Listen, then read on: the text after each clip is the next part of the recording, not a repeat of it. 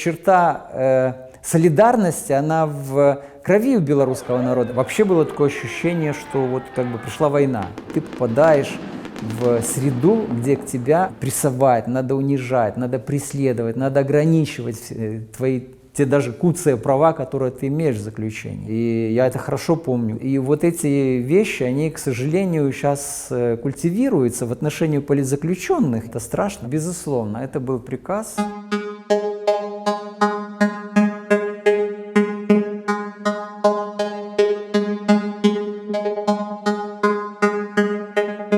Не знаю, наверное, все-таки у белорусов это в характере. Мы таки более спокойный народ по сравнению с украинцами, например, или же другими южными народами. Вот, у нас более такой характер прибалтийский, я сказал бы. Вот. Но и у меня это где-то есть, наверное, в генах, но и в то же время жизненный опыт тоже чему-то учит. Я тоже был в заключении. Там, конечно, надо иметь выдержку и терпение, потому что сутками, неделями, месяцами иногда приходится просто ждать. Вот. И не делать там резких лишних движений.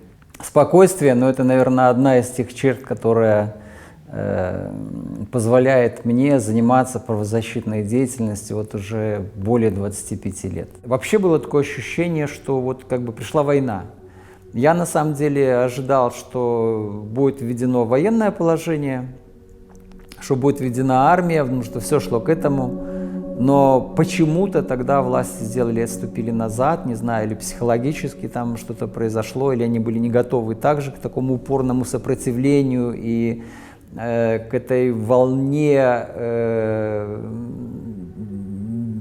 даже ненависти к ним за то, что за сфальсифицированные выборы, за то, что людей украли возможность выбирать. Это было не только в Минске, мы же видим, тогда просто вся Беларусь стояла на ушах. Люди требовали справедливости, ничего больше. Они требовали справедливости, не требовали, чтобы их услышали. Безусловно, это был приказ, безусловно. Это был, причем не один приказ, это было указание вот на силовое подавление массовых протестов, причем с использованием вот этих садистских методов, истязаний, там, убийств, ранений. И опять же, буквально недавно, там, пару месяцев назад я полез в архивы «Весны» и посмотрел, что, как это происходило после Марша Свободы в 1999 году, который проходил 20 лет назад.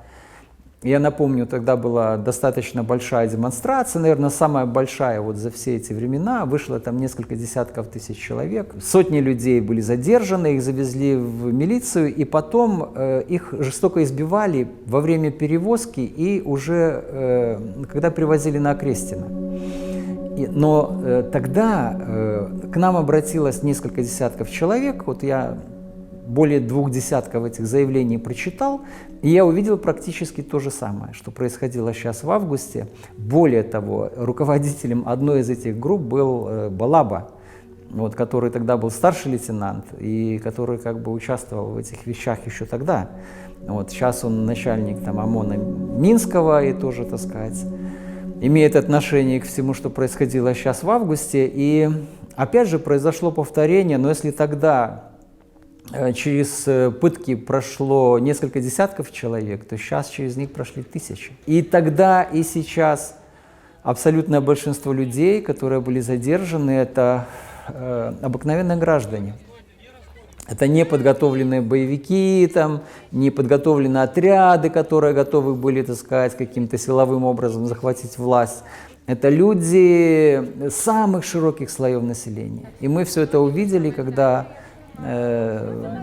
эти люди пошли к нам со своими свидетельствами, начали рассказывать, мы это начали записывать, мы посмотрели, как бы, и, конечно, мы ужаснулись, потому что за это время все-таки это большой кусок жизни, 20 лет, и казалось бы, что общество все-таки изменилось, стало более гуманным, и я в тюрьме такого не видел.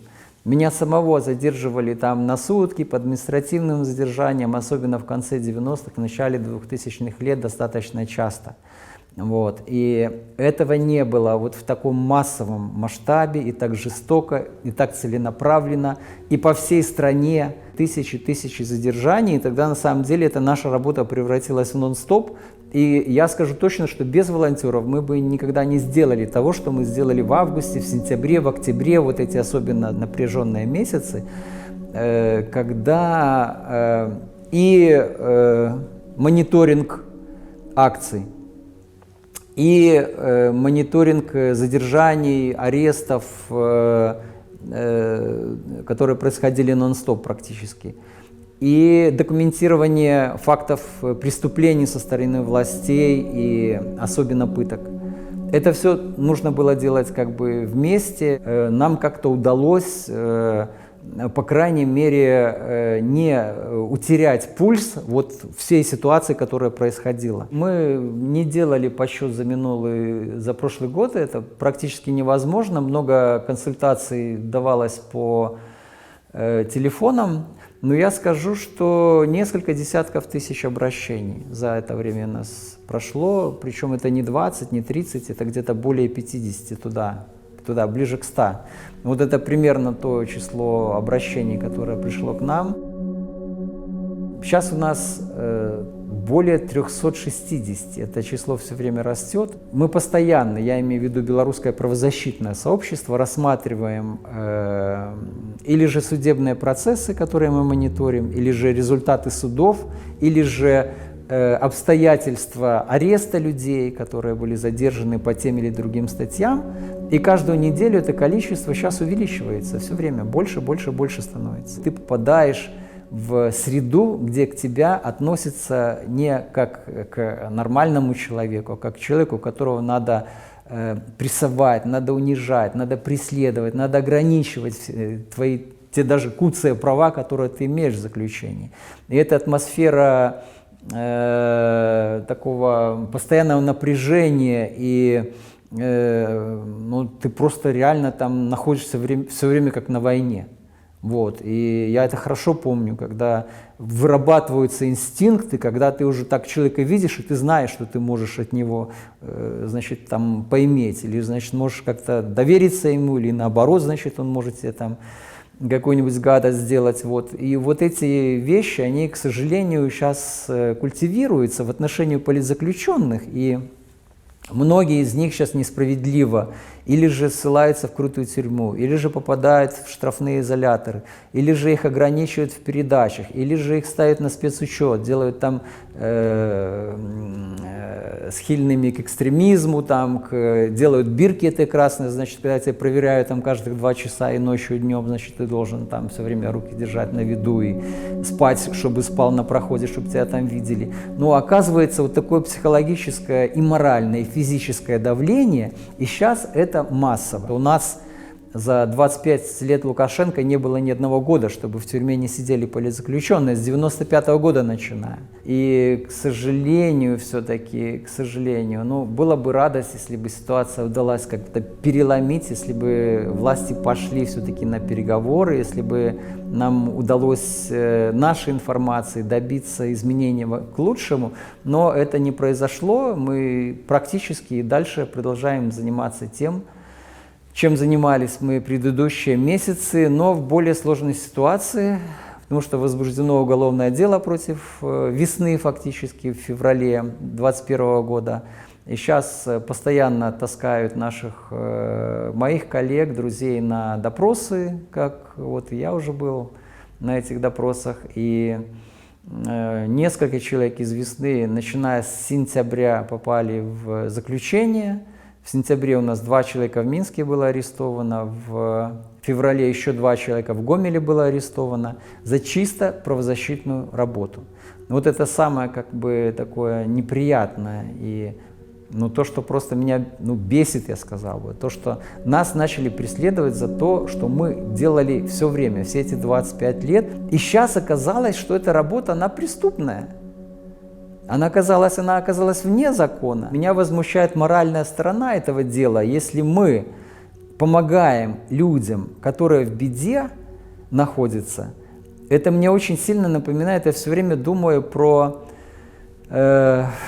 тех пленных во время войны, которым вот эти минские там бабушки, девчата, там, просто, значит, женщины старались бросить какую-то картошку, там, хлеб, там, а их за это, так сказать, немцы отгоняли, там, или чуть не стреляли в воздух, там, или же, значит, еще какие-то применяли к ним репрессивные меры.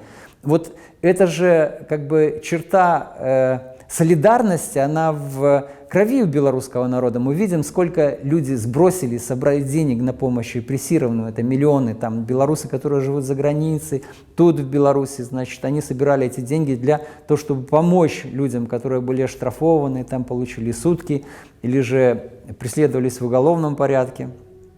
Вот, и это нормальная черта народа. А власть сейчас старается это разрушить, значит, показать вот такую, так сказать, свою ну, античеловеческую сущность фактически. Вот. И это, конечно, неприятно, это страшно, потому что это ничего так больше не делит людей, не делит народ, вот как на врагов и на своих. Вот у нас цинично объявлен сейчас год единства белорусского народа, но в то же время власти все делают, чтобы поделить людей на тех, кто с ними, а все остальные это враги.